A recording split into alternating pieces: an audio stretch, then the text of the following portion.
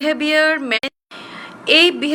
Management problem সমাধান নিয়ে যে প্রোগ্রামটি আমাদের প্রতি মাসে চলছে, সেই 30 দিনের প্রোগ্রামের প্রথম দিনটি আসলে আমরা কিভাবে শুরু করি।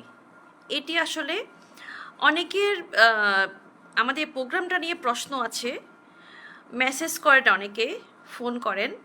তো প্রথম দিনটা আমরা আসলে কিভাবে শুরু করি এটা একটু শেয়ার করতে চাই, এবং আমরা পুরো মাসব্যাপী আমরা এই বিষয়গুলো আপনাদের জন্য শেয়ার করব, যারা আসলে বুঝতে চাইছেন তাদের জন্য।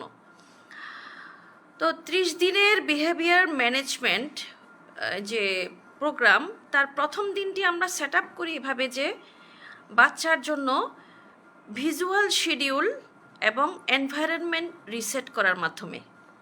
অর্থাৎ আমাদের এই প্রোগ্রামের প্রথম করণীয় থাকবে বাচ্চার জন্য একটা ভিজুয়াল শিডিউল বা ছবিযুক্ত রুটিন তৈরি করার মাধ্যমে আমরা শুরু করি। কারণ বাচ্চার পুরো প্রোগ্রামের যত আমরা প্ল্যান করি না কেন, যতক্ষণ না আমরা একটা ভিজুয়াল শিডিউল বা ছবিযুক্ত রুটিন না করছি, ততক্ষণ আমাদের বাচ্চার ম্যানেজমেন্টটা আসলে প্রপারলি হয় না, কখনোই হয় না। এটা আপনি নিজেকে পরীক্ষা করে দেখতে পারেন। এই জন্য আমাদের প্রথম দিনটি শুরু হয়, প্রথম কার্যক্রমটি শুরু হয় ভিজুয়াল শিডিউল বা ছবিযুক্ত রুটিন তৈরি করার মাধ্যমে। তো এই ভিজুয়াল শিডিউল আমরা কিভাবে তৈরি করি?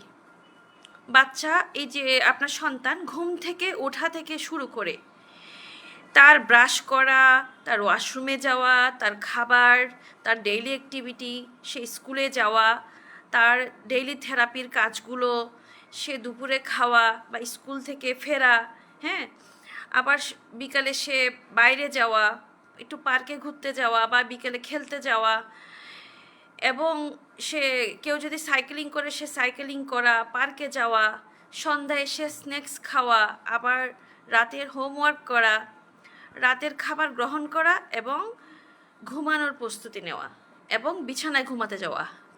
প্রতিটা স্টেপ আমরা ছবির মাধ্যমে ভিজুয়াল শিডিউলটি তৈরি করি, 1 নাম্বার। সেকেন্ড নাম্বারে আমরা যে কাজটা করি সেটা হচ্ছে এনভায়রনমেন্ট রিসেট। এনভায়রনমেন্ট রিসেটটা আসলে কি?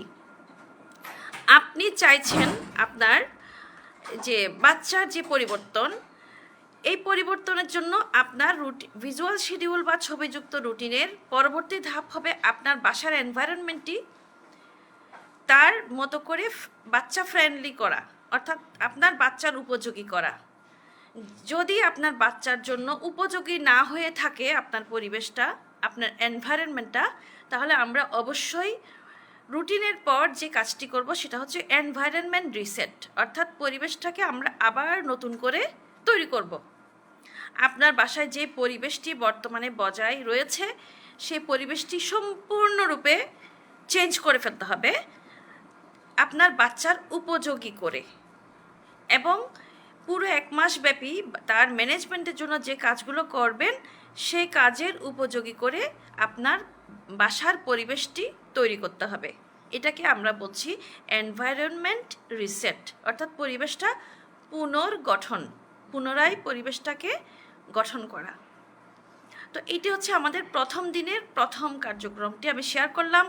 এভাবে আমরা পুরো মাসের কার্যক্রম আমরা পুরো মাসব্যাপী ধাপে ধাপে শেয়ার করব আপনারা বোঝার জন্য।